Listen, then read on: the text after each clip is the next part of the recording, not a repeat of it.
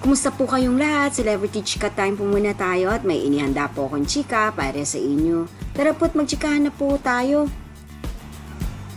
May Mendoza at Alden Richards, ito ang kanilang pinagkakaabalahan sa ngayon. Yes, mga maka-Celebrity Chika Time, tunay naman nga pong napakasipag pareho ni Maine at Alden kung kaya't panay-panay po ang kanilang trabaho. At yan ang ichichika ko po sa inyo mga maka-Celebrity Chika Time. Nalubos rin po ang usap-usapan sa social media ng mga netizens, lalong-lalo na nga po ng kanilang mga followers at supporters. Bago po tayo dumako riyan, nais ko po munang batiin mga timbahay, team abroad at mga seniors natin dyan. Shoutout po sa inyong lahat at happy Tuesday po.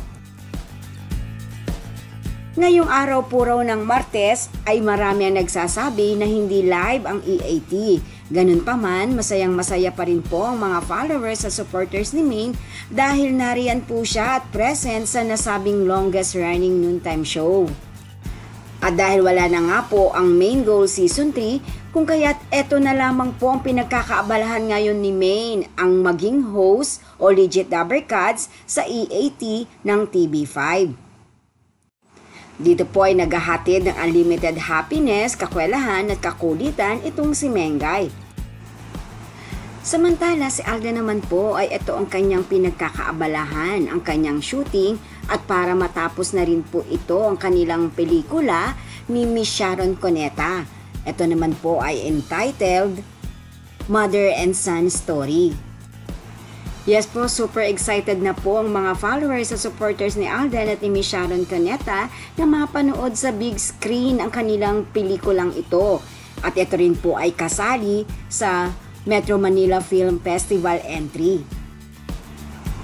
Yes po mga maka-Celebrity Chika Time, yan nga po ang pinagkakaabalahan ngayong mga panahon na ito ni Maine at Alden ang kanilang trabaho.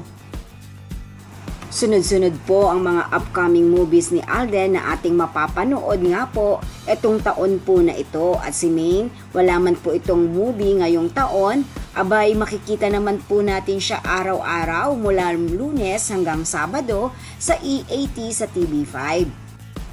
Yan po ang aking Chika Updates for today. Salamat po sa inyong panunood. Huwag po kalimutang mag-subscribe. Pwede po mag-comment sa ibaba. Basta't wag lamang po harsh o nakakasakit sa isa't isa. Salamat po muli. Spread love, not hate.